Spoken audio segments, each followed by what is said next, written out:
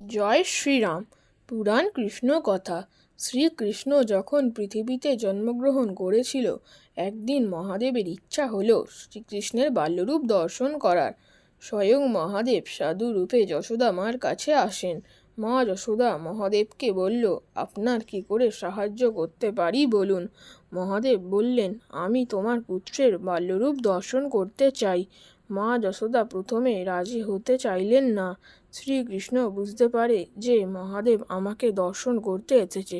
সেই বুঝে কৃষ্ণ খুব কাঁদতে লাগে। তখন মা যশোদা কৃষ্ণকে বাইরে নিয়ে আসে। তখন মহাদেব শ্রীকৃষ্ণকে দেখে খুব প্রসন্ন হয়। তারপর মহাদেব মা যশোদাকে বললেন, আমার কোলে তোমার পুত্রকে একবার দাও। তোমার সন্তান আমার কোলে দিলে এই সন্তান জ্ঞানী ও বলবান হবে এবং একে কেউ কোনোদিন পরাজিত করতে পারবে না। আমার ভিডিওটা যদি আপনাদের ভালো লেগে থাকে তাহলে লাইক এবং সাবস্ক্রাইব করুন।